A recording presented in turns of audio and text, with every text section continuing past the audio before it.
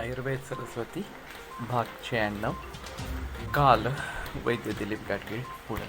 तो हम काल की बात कर रहे थे और काल ये भी एक कारण इस प्रकार का माना जाता है।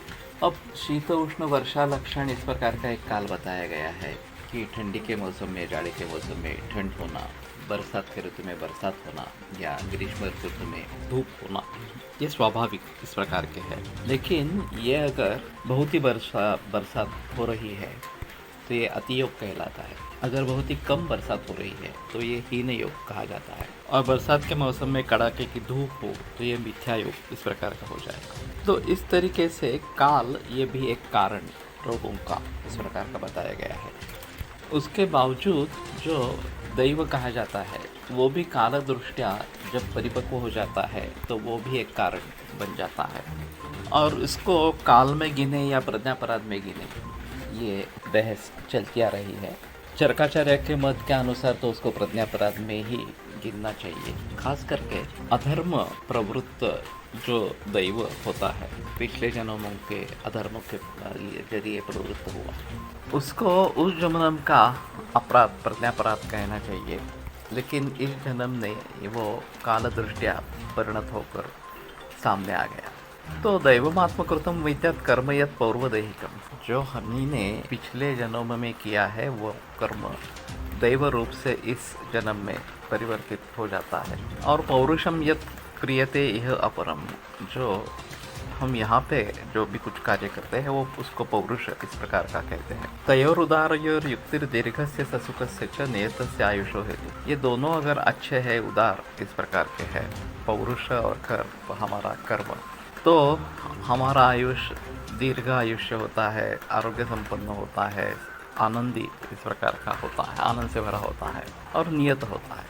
विपरीतस्य चेतरा, और अगर ये अच्छे नहीं है, पिछला कर्म भी हमारा अच्छा नहीं है जो दैव के रूप में सामने आता है, और पौरुष भी अच्छा नहीं है, तो आयुष हमारा अनियत इस प्रकार का हो जाता है, दुखी हो जाता है, रोगग्रस्त इस प्रकार का हो जाता है।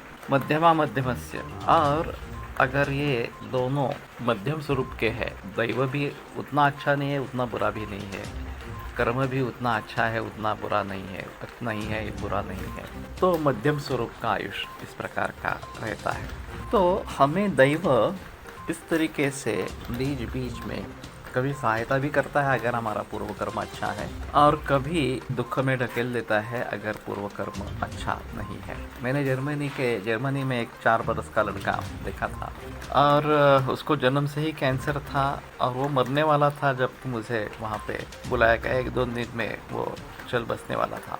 और जब उसकी हकीकत सामने आई तो उसकी माँ को उस अवस्था में बहुत स्ट्रेस था जब ये बच्चा पेट में पाल रही थी, और उसने हेवी स्मोकिंग किया 30 सिगरेट से डे, और इसका नतीजा ये हुआ कि ये बच्चा जन्म से ही कैंसर लेकर पैदा हुआ। अब बात ये है कि उस लड़के का बच्चे का क्या दोष इसमें, केवल उसने उस माँ के गोद में जन्म लिया, यही उसका दोष है। तो कहने का तात्पर्य अर्थ है कि उसका पूर्व कर्म इतना बुरा था कि वो भुगतने के लिए ही उसका जन्म हुआ था, और 4 बरस का मिजरेबल लाइफ उसको मिला। तो कहने का तात्पर्य अर्थ ये है कि जो भी कर्म हम करते रहते हैं उसका फल हमें मिलता ही रहता है। इस जन्म में हो नहीं हो तो अगले जन्म में ही सही, इस प्रकार से। और इसलिए बुरे कर्म से तो कम बच के रहना है। अच्छा कर्म करे न करे ये अलग बात होती है।